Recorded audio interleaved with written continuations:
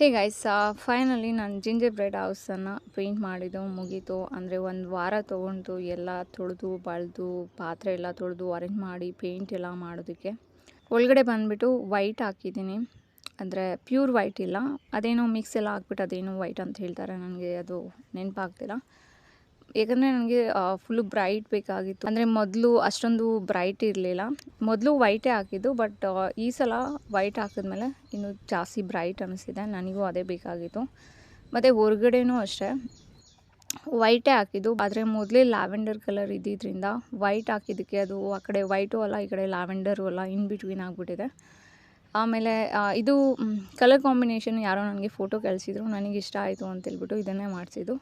But ಆಮೇಲೆ ನನಗೆ realise ಆಯಿತು, ನನ್ನ ಕಾಟೇಜ್ಗೆ ಅಂದರೆ ಈ ಥರ ಒಂದು ಜಿಂಜರ್ ಬ್ರೆಡ್ ಹೌಸ್ಗೆ ಈ ಕಲರ್ ಕಾಂಬಿನೇಷನ್ ಅಷ್ಟೊಂದು ಸರಿ ಹೋಗ್ತಿಲ್ಲ ಅಂತ. ಅಂದರೆ ಡಾರ್ಕ್ ಇರಬೇಕಾಗಿತ್ತು ವಿಂಡೋಸು ಮತ್ತು ಡೋರೆಲ್ಲ ಅಂತೇಳ್ಬಿಟ್ಟು.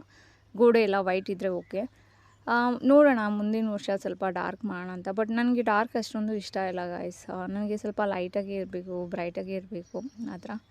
ನಮ್ಮಮ್ಮನಿಗೆ ಸ್ವಲ್ಪನೂ ಕಲರ್ ಇಷ್ಟ ಆಗಲಿಲ್ಲ, ಅಂದರೆ ಕಲರ್ ಕಾಂಬಿನೇಷನು ಹೋದಾಗ ಬಂದಾಗೆಲ್ಲ ಚೆನ್ನಾಗಿಲ್ಲ ಅಂತ ಹೇಳ್ಕೊಂಡು ನನಗೆ ಡಿಸಪಾಯಿಂಟ್ ಮಾಡೋದ್ರಲ್ಲೇ ಇದ್ದಾರೆ. ಏನು ಮಾಡೋದು, ಆಲ್ರೆಡಿ ಪೇಂಟ್ ಆಗಿಬಿಟ್ಟಿದೆ, ಮತ್ತು ನಾನು ಇನ್ನೊಂದು ವೀಕ್ ಸ್ಪೆಂಡ್ ಮಾಡಿ ಪೇಂಟನ್ನು ಚೇಂಜ್ ಮಾಡೋ ಪೇಷನ್ಸ್ ಇಲ್ಲ. ಸೊ ಅದಕ್ಕೆ ಇರಲಿ ಅಂತೇಳ್ಬಿಟ್ಟು ಇದನ್ನೇ ಇಟ್ಟಿದ್ದೀನಿ. ಬಟ್ ಬ್ರೈಟಾಗಿದೆ, ನನಗಿಷ್ಟ ಆಯಿತು. ನನಗೆ ಬ್ರೈಟಾಗಿ ಇರಬೇಕು ಒಳಗಡೆ ಹೊರಗಡೆ ಎಲ್ಲ. ಸೊ ನಾನು ಅಂದ್ಕೊಂಡಿರೋ ಥರ ಬ್ರೈಟಾಗೇ ಇದೆ. ಅದೇ ಡೋರು ಮತ್ತು ವಿಂಡೋ ಒಂದು ಸ್ವಲ್ಪ ಯೆಲ್ಲೋ ಕಲರ್, ಅಂದರೆ ಲೆಮನ್ ಬರುತ್ತಲ್ವ, ಸೊ ಆ ಥರ ಕಲರ್ ಹಾಕಿದರೆ ಸ್ವಲ್ಪ ಚೆನ್ನಾಗಿರ್ತಿತ್ತೇನೋ ಅನಿಸ್ತು. ನೋಡೋಣ ಮುಂದೆ ಹಾಗೆ ಮಾಡ್ತೀನಿ. ಗೈಸ್ ಅಷ್ಟೇ, ಬಾಯ್.